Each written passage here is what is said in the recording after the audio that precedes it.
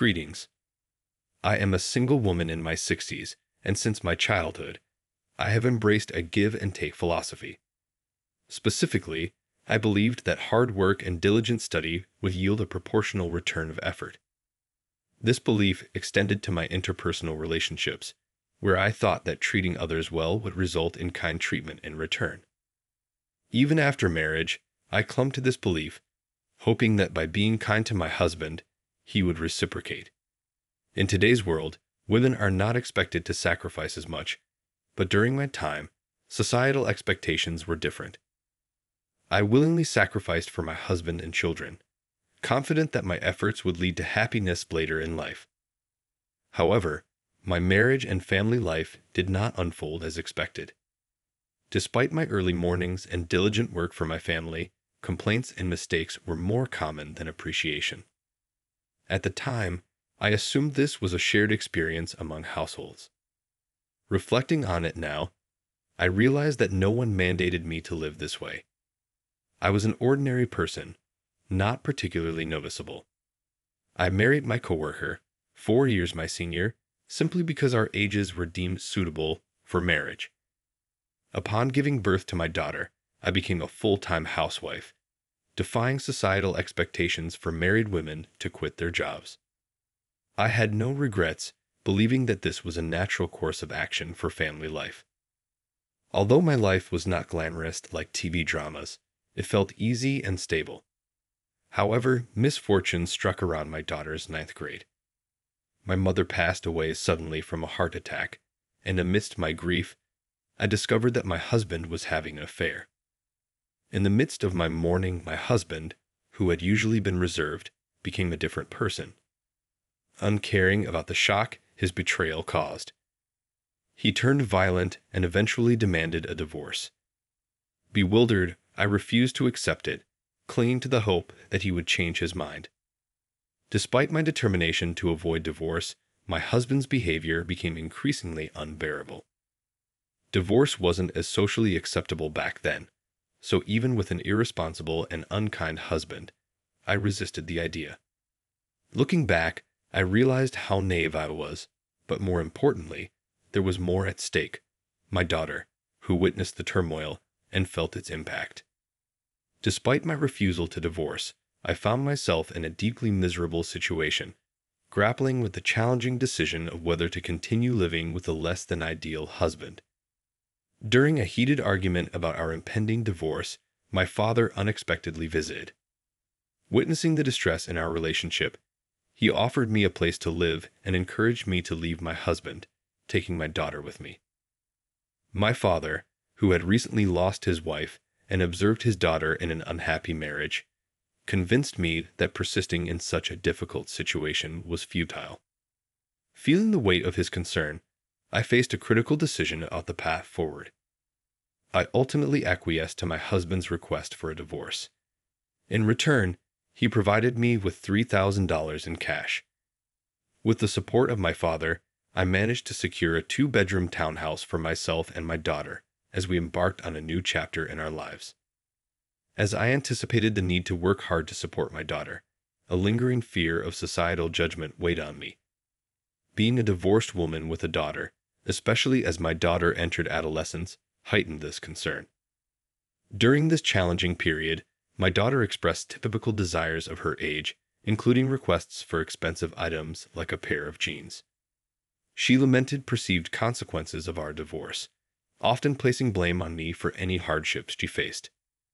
While her words were emotionally hurtful, I knew I couldn't dwell on them forever. Determined to provide for my daughter, I set out on the journey of finding stable employment. However, being an older divorced woman with a child posed challenges in securing a job.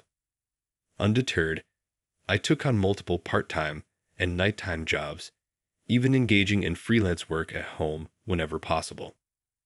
As time passed, my daughter advanced to her senior year of high school.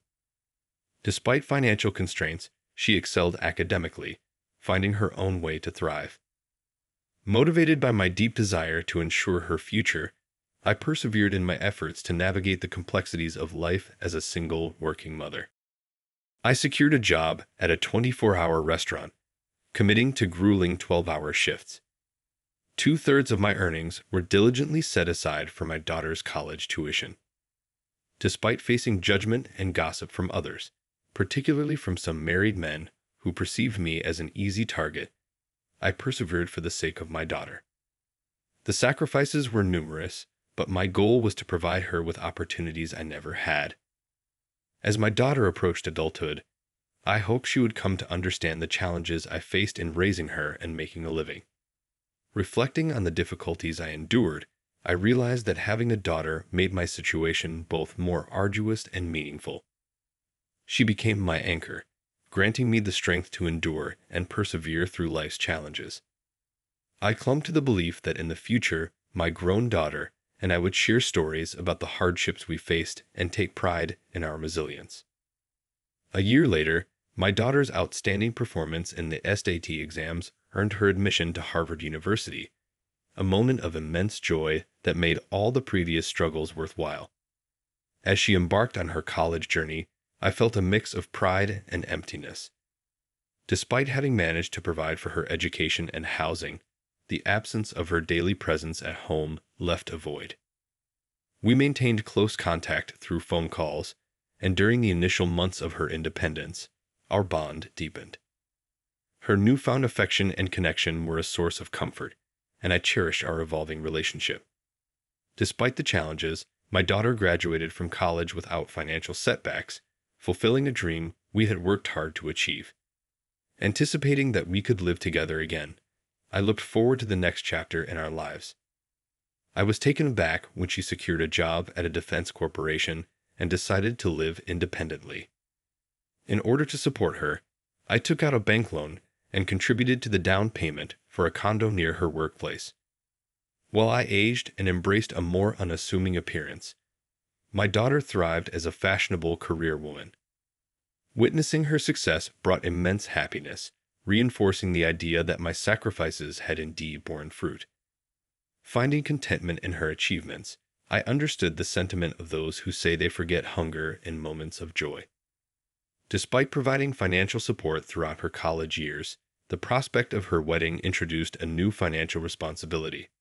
Some questioned why I continued to struggle when my daughter was capable of self-sufficiency. However, my determination to contribute to her wedding expenses stemmed from a desire to prevent any condescension from her future in-laws. The belief that sacrificing for her happiness would bring joy to both of us fueled my resilience. On the other hand, as my daughter began dating, I noticed a growing distance between us. Initially hurt by this development, I realized that it was a natural part of her journey towards independence and forming her own family. While challenging, I remained steadfast in my commitment to support her and contribute to her happiness, understanding that our relationship would evolve as she forged her own path. I acknowledged that her adult life and relationships rightfully took precedence, patiently waiting for her to mature and open up to me. I understood that priorities shift during this phase of life.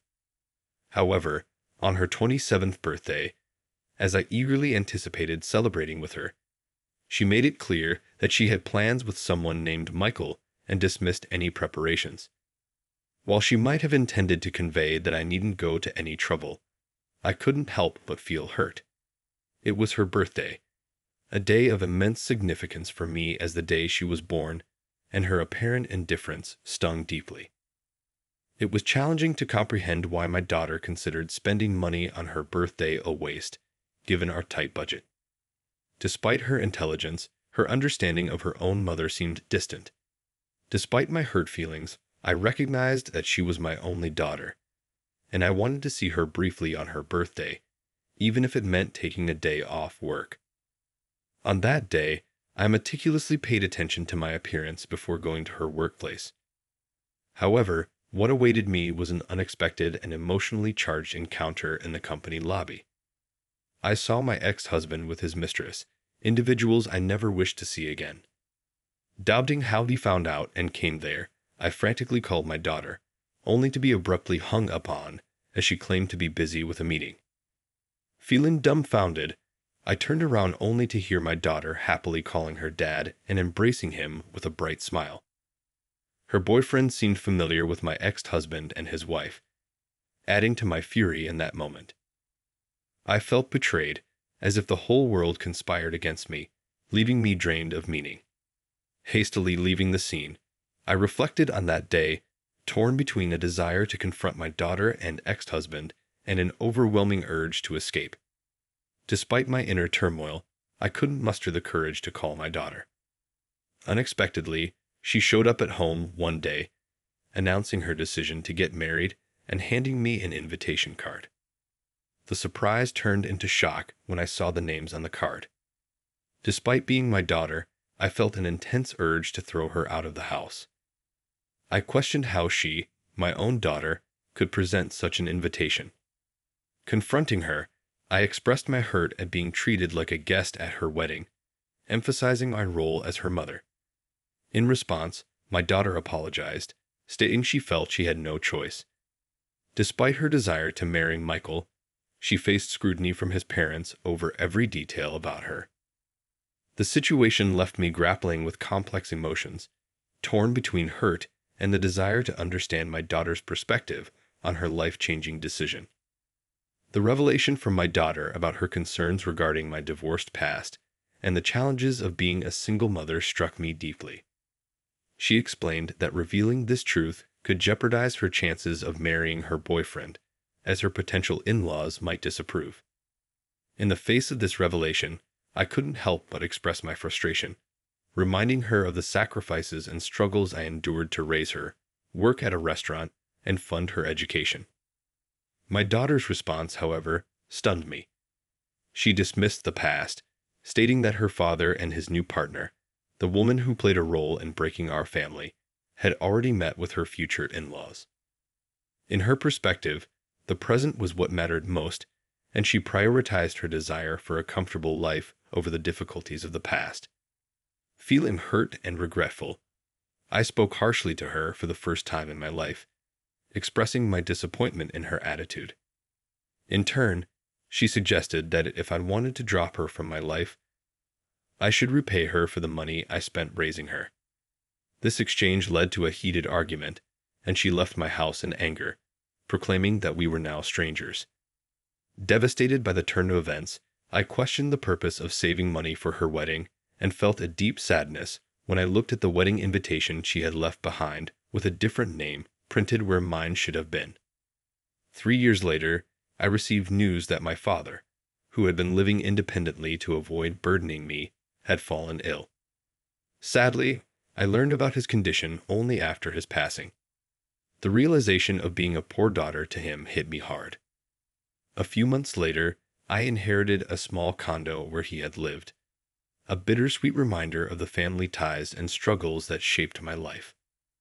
Upon realizing that I had money saved for my daughter's wedding in the savings account, the conflicting emotions of loss and financial security washed over me. I decided it was time to live for myself, even if it seemed somewhat late in life. Pondering the idea that, in today's world, trusting only one child and sacrificing for them might not be the most fulfilling path, I realized I should prioritize my own desires and needs before it became too late for me to enjoy life. As I contemplated this shift in perspective, a real estate broker and close friend from the restaurant where I worked suggested that I consider what I truly wanted to do. Despite societal expectations for women to sacrifice, I felt a burning desire to break free from that mold and live for myself. There was a sense of regret and sorrow for the sacrifices I had made over the years, and I yearned to pursue personal fulfillment.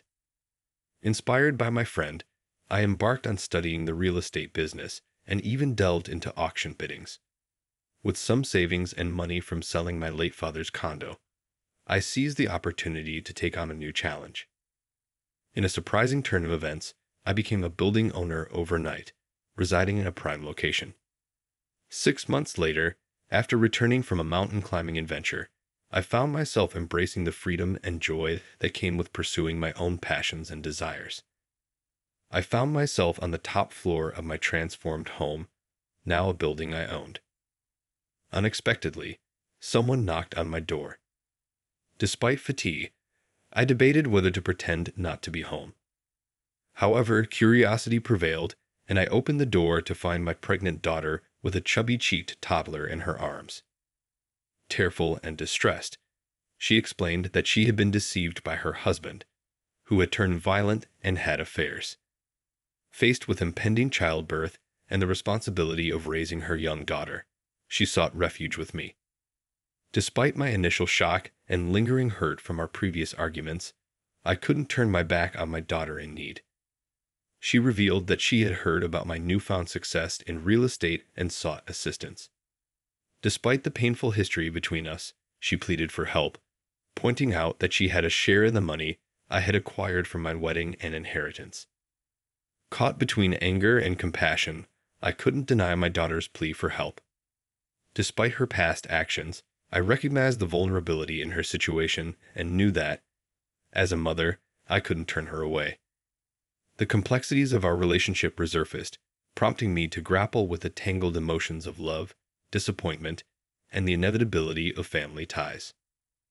I was the one who saved money for your education and your wedding, but you told me to get out of your life. Do I need to give you money now? I only said that, but I didn't get any money back from you. It seems that in front of money, there is no use for the bond between a parent and a child. Now that you have money, you don't need a daughter, right? No matter what, I am still your daughter. I have a right to your money too. I was once very proud of you, thinking that it was because of me that you were able to attend Harvard, but now I see that it was all in vain.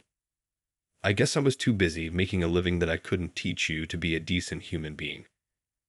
I raised you as someone who is so selfish and can only think of yourself. I don't plan to give you one penny, so you can either go back to your husband or your wonderful father.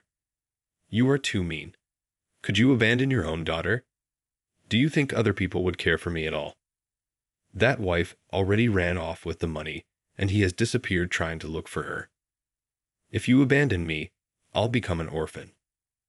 Now I have a child and I'm pregnant, so how could you be so mean to me? Would you be happy if I died like that? When she screamed at me, I couldn't put up with her any longer. So I took out all the money I had in my wallet and threw it at her. Since you are acting so pathetic, I'll give you that. However, never come back to my house because I won't let you in. There's something that I learned in the meantime, just that your life is important. Now my life is important. You cannot put me in and out of your life at your whim. I coldly let my daughter and her child out of my house. Of course, I would not feel good about it since she was my daughter after all. However, I couldn't accept her because she still was as selfish as before, and I couldn't bury the past. However, I felt sorry for my little granddaughter who was innocent and got kicked out together with her mom. After that, my daughter was too proud and never came to see me again. To be honest, I knew that she was such a daughter. So, has she repented for her past acts and begged me for forgiveness? Out of a quest for revenge, I pretended I was reluctant but would have found ways to punish her wayward husband. But I was so disappointed that if she erased me from her life to marry her husband, she should have lived happily.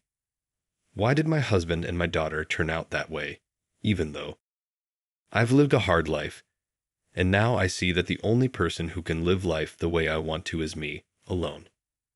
Thus, if anyone is living a life on behalf of others, I want to say this one thing for sure. No matter how strong your relationship is with another person, be sure to take care of your life first.